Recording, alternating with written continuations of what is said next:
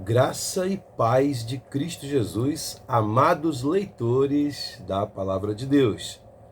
Aqui, começando a nossa leitura 43 desta Jornada Bíblica IBPP 2024, a sua jornada de 250 dias lendo a Bíblia, a Palavra de Deus, numa visão panorâmica das Sagradas Escrituras, selecionadas 250 passagens, 250 capítulos da Bíblia, que contam de forma panorâmica a história da nossa salvação revelada na Palavra de Deus. Chegando hoje a Josué, capítulo 2. Novos espiões, novo espírito. Vamos ver que 40 anos depois, Israel manda novamente espiões à Terra Prometida. Desta vez, são batedores que vão verificar as condições da primeira cidade a ser conquistada na nova terra, Jericó, e suas famosas e inexpugnáveis muralhas. Jericó, a cidade mais antiga do mundo. Até hoje, a arqueologia comprova que a cidade que tem os vestígios mais antigos já encontrados em todo o globo é a cidade de Jericó, que fica ali na Terra Santa, no estado de Israel, na Cisjordânia ali. Vamos então à leitura de Josué, capítulo 2. Raabe e os espiões. Então Josué, filho de Num, enviou secretamente de Sitim 2 espiões e lhes disse: Vão examinar a terra, especialmente Jericó. Eles foram e entraram na casa de uma prostituta chamada Raabe, e ali passaram a noite. Todavia, o rei de Jericó foi avisado: Alguns israelitas vieram aqui esta noite para espionar a terra. Diante disso, o rei de Jericó enviou esta mensagem a Raabe: Mande embora os homens que entraram em sua casa, pois vieram espionar a terra toda. Mas a mulher que tinha escondido os 2 homens respondeu: É verdade que os homens vieram a mim, mas eu não sabia de onde tinham vindo. Ao anoitecer, na hora de fechar a porta da cidade, eles partiram. Não sei por onde foram. Corro atrás deles. Talvez os alcancem. Ela, porém, os tinha levado para o terraço e os tinha escondido sob os talos de linho que havia arrumado lá. Os perseguidores partiram atrás deles pelo caminho que vai para o lugar de passagem do Jordão. E logo que saíram, a porta da cidade foi trancada. Antes de os espiões se deitarem, Raabe subiu ao terraço e lhes disse: Sei que o Senhor lhes deu esta terra. Vocês nos causaram um medo terrível, e todos os habitantes desta terra estão apavorados por causa de vocês. Pois temos ouvido como o Senhor secou as águas do Mar Vermelho perante vocês quando saíram do Egito, e o que vocês fizeram a leste do Jordão com Sion e Og, os 2 reis amorreus que vocês aniquilaram. Quando soubemos disso, o povo desanimou-se completamente. E por causa de vocês, todos perderam a coragem, pois o Senhor, o seu Deus, é Deus em cima nos céus e embaixo na terra. Jurem-me pelo Senhor, que assim como eu fui bondosa com vocês, vocês também serão bondosos com a minha família. Deem-me um sinal seguro de que pouparão a vida de meu pai e de minha mãe, de meus irmãos e de minhas irmãs, e de tudo que lhes pertence. Livrem-nos da morte. A nossa vida, pela de vocês, os homens lhe garantiram. Se você não contar o que estamos fazendo, nós a trataremos com bondade e fidelidade, quando o Senhor nos der a terra. Versículo 14 é destacado aqui por Philip Yancey e Tim Stafford, na Bíblia de Estudo Facilitado, cujo guia de viagem nós usamos aqui em nossa jornada.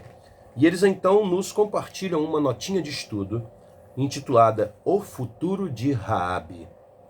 Referências a Raabe em outros livros da Bíblia mostram que ela adquiriu um lugar único na história judaica. Dos moradores de Jericó, somente Raabe e sua família sobreviveram à batalha, tendo se casado com um homem chamado Salmon, possivelmente um parente do herói Caleb. Ela se tornou uma ancestral direta de Jesus Cristo, como está registrado na genealogia de Jesus em Mateus 1, versículo 5. Os autores de Hebreus, no 11:31, na Galeria dos Heróis da Fé, e Tiago, capítulo 2, versículo 25, apresentam Raabe como exemplo de fé. Prosseguindo então, versículo 15. Então Raabe os ajudou a descer pela janela com uma corda, pois a casa em que morava fazia parte do muro da cidade. E lhes disse: vão para aquela montanha, para que os perseguidores não os encontrem. Escondam-se lá por 3 dias até que eles voltem. Depois poderão seguir o seu caminho. Quero destacar aqui esse detalhe, irmãos, de que a casa de Raabe fazia parte da muralha da cidade. Como a gente vai ler na leitura de amanhã, as muralhas caíram pelo poder milagroso do Senhor. O milagre se torna ainda mais notável porque cai a muralha, mas não cai a casa de Raabe. E ela é salva. Que fantástico, que espetáculo, né? Os homens lhe disseram: estaremos livres do juramento que você nos levou a fazer, se quando entrarmos na terra, você não tiver amarrado este cordão vermelho na janela pela qual nos ajudou a descer. E se não tiver trazido para sua casa o seu pai e a sua mãe, os seus irmãos e toda a sua família. Qualquer pessoa que sair da casa naquele dia será responsável por sua própria morte. Nós seremos inocentes, mas seremos responsáveis pela morte de quem estiver dentro desta casa com você, caso alguém toque nessa pessoa. E se você contar o que estamos fazendo, estaremos livres do juramento que você nos levou a fazer. Seja como vocês disseram, respondeu Raabe. Assim, ela os despediu, e eles partiram. Depois, ela amarrou o cordão vermelho na janela. Quando partiram, foram para a montanha, e ali ficaram 3 dias, até que os seus perseguidores regressassem. Estes os procuraram ao longo de todo o caminho e não os acharam. Por fim, os 2 homens voltaram, desceram a montanha, atravessaram o rio e chegaram a Josué, filho de Num, e lhe contaram tudo o que lhes havia acontecido. E disseram a Josué: sem dúvida, o Senhor entregou a terra toda em nossas mãos. Todos estão apavorados por nossa causa, Josué. Amém, meus irmãos? Vamos então à nossa reflexão de hoje dos nossos editores Philip Yancey e Tim Stafford. Novos espiões, novo espírito. Uma prostituta ajuda a preparar o caminho. O destaque aqui é o versículo 24.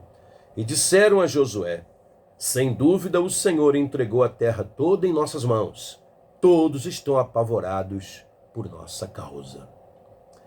No geral, como temos visto, os israelitas são exemplos do que não fazer. Êxodo, Números e Deuteronômio contêm diversas lições negativas, e os discursos de Moisés insinuam mais fracassos vindouros.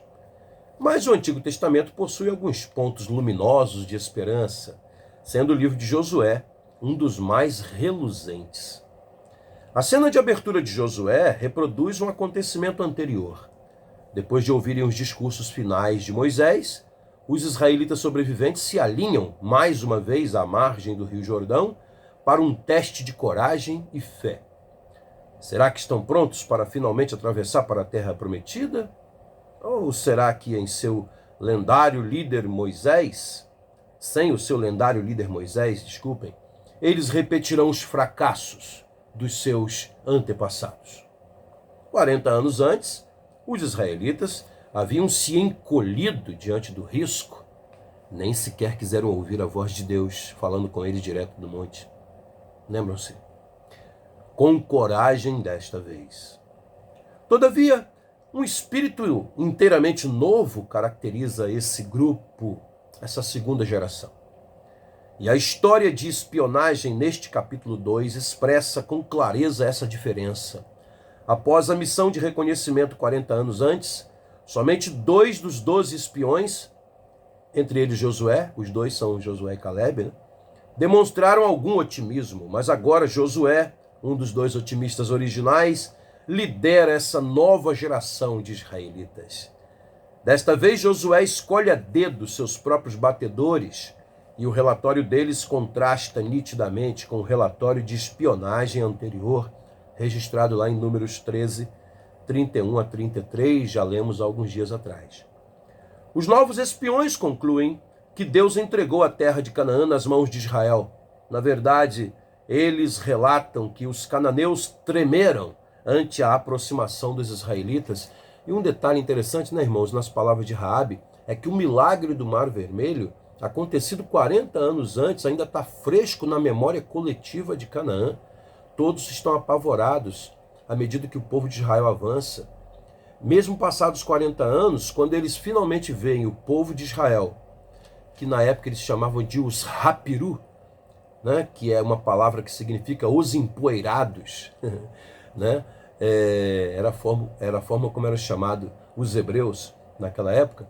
Quando eles veem esse grupo, né, acampado às margens do Rio Jordão, ou seja, prontos para entrar na terra, eles tremem, porque eles falam assim, esse Deus de Israel não é de brincadeira mesmo não.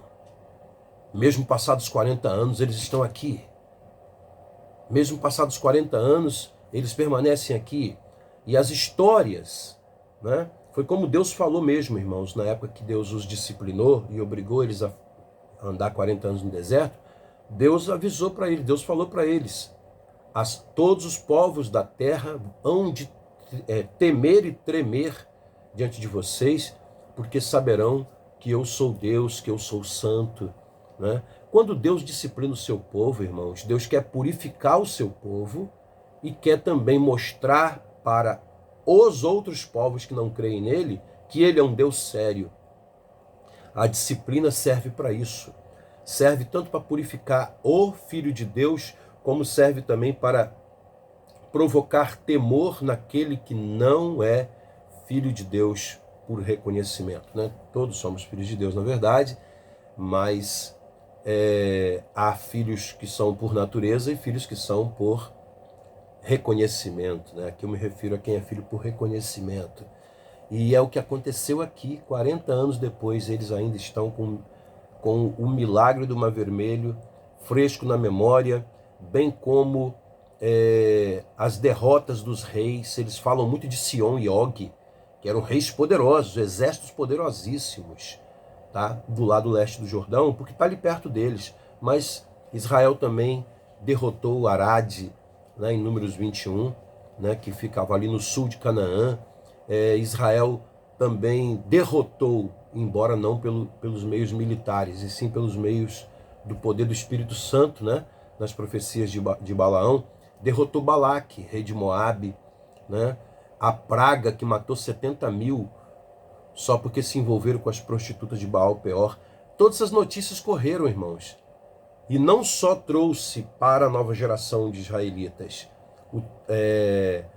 a purificação, né? A santificação de seus pensamentos, de suas mentes, esse novo espírito, esse novo ânimo, como também incutiu temor de Deus nos povos ao redor, né? Então, a disciplina do Senhor, ela é sempre perfeita, atinge seus propósitos. É por isso que Hebreus capítulo 12 vai nos dizer que, embora a disciplina não seja motivo de alegria, de tristeza, às vezes até de dor, né? Porque Deus açoita aqueles a quem Ele ama, mas ela tem um propósito muito importante e nós precisamos nos submeter a essa disciplina, tá? A heroína deste capítulo, continua aqui Yancey Stafford, Raabe, a prostituta pagã, se torna uma personagem de destaque nas histórias judaicas e é estimada também pelos escritores bíblicos, inclusive do Novo Testamento, como vimos agora há pouco na notinha de estudo, né? Raabe é a prova de que Deus honra a fé verdadeira, de coração, de qualquer pessoa, seja qual for a sua raça ou o seu contexto religioso. Com efeito, Raabe, sobrevivente de Jericó, se torna uma antepassada direta de Jesus. Ela se casa com Salmão, um príncipe judeu, e na linhagem, né, ela e Salmão geram Boaz, que ao se casar com Ruth, a Moabita, questão aqui de uns 100 anos depois, né, 50, vamos botar aqui 50 a 80 anos depois, ao se casar com Ruth, Boaz acaba gerando Obed, que por fim gera Jessé, que é o pai então do rei Davi, e de Davi vem o nosso Senhor e Salvador Jesus Cristo, fruto de uma aliança de Deus com Davi, lá em 2 Samuel 7. Então os irmãos podem ter noção da importância que tem Raabe para a história da nossa salvação. Uma ex-prostituta, irmãos. Uma mulher, né, que vivendo uma vida anterior pregressa de promiscuidade, né, depois se converte à fé de Israel. É importante os irmãos entenderem que quando fala de prostituta, de meretriz, está querendo dizer que Raabe tinha, provavelmente, ela morava numa casa, né, próxima, que diz aqui o texto que fazia parte da muralha, né, e ela provavelmente frequentava e prestava seus serviços, se é que assim a gente pode dizer, né, de prostituição, numa taberna, né? Era como se fosse as boates de hoje, né? A boate de hoje em dia. E ali os espiões de Israel, eles, para se misturar e perceber o comportamento dos cananeus, não sabem como que é um trabalho de um espião, eles devem ter entrado nessa estalagem, né? Nessa taberna, e devem ter ali observado o comportamento, talvez ali já tenha despertado alguma curiosidade, né? Tanto é que alguns vão ao rei para denunciar, e diante dessa temeridade, eles são abordados ou abordam, né? Não sabemos. Raabe, a qual lhes dá refúgio na sua própria casa. E ela faz isso intencionalmente, porque ela quer guarida, né? Tudo faz parte de uma trama dela, porque ela quer guarida. Ela tem tanta fé que o Deus de Israel é poderoso, que ela não tem dúvida nenhuma de que Jericó já está condenada. E então ela quer guarida para ela e a sua família. Então a gente vê aqui uma prostituta, né? Alguém que no seu pensamento pagão não via nada demais em buscar sustento dessa forma indigna, mas ela é uma mulher preocupada com a sua família, com seu pai, com sua mãe, com seus irmãos, né? Então é alguém muito especial. Raabe passa para a história como alguém de fé. Hebreus vai nos dizer, Tiago, né? Melhor, vai nos dizer que ela é um exemplo, junto com Abraão, o pai da fé. Ela é um exemplo de alguém cuja fé se manifesta através das obras, né?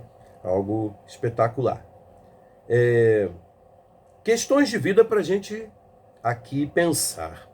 Os espiões de Moisés, lá em Números 13, 14, e os espiões de Josué investigaram a mesma terra, mas trouxeram informes bastante diferentes. Ao deparar com obstáculos, você costuma enxergá-los como problemas ou como oportunidades? É uma grande lição para a gente parar para pensar. Um grande problema, um quadro assombroso, é motivo de pavor ou é motivo de despertamento da fé? É algo que a gente tem que parar para pensar, né? É algo parecido com aquela metáfora, né? Ver o copo meio cheio ou meio vazio. A palavra crise no ideograma chinês significa oportunidade. Talvez por isso eles tenham crescido tanto, né? E estejam se desenvolvendo tanto economicamente, né? O povo chinês vê nas crises oportunidades. Isso é um exercício de fé. Ainda mais tendo nós como nosso Deus, o Deus Todo-Poderoso. Oremos. Bendito seja o teu nome, Senhor. Nós te engrandecemos hoje como o Deus das oportunidades, porque tu estás nos dando oportunidades a toda hora, todo dia, a todo momento. As situações surgem, nós as enfrentamos de uma forma natural, mas sendo nós crentes em ti, tendo nós a fé que demonstrou Raabe, Abraão, Josué, os nossos heróis da fé do passado, tendo nós comunhão contigo, esse Deus maravilhoso que tu és, único e verdadeiro, perfeito em todas as tuas realizações, nós só podemos descansar. E descansar não significa se acomodar. Descansar significa simplesmente ter paz no coração, de que não importam quais forem as circunstâncias, sempre o Senhor nos dará nelas, junto com elas, a oportunidade de vencer, a oportunidade de crer, a oportunidade de refazer nossos pensamentos, de traçar planos, e planos que estando em conformidade com os teus planos, trarão histórias maravilhosas de vitória, de sucesso, como as que nós lemos na tua palavra. Foi esse o segredo dos heróis da fé. Eles sempre procuraram alinhar os seus planos, as suas expectativas, os seus sonhos aos teus, às tuas promessas.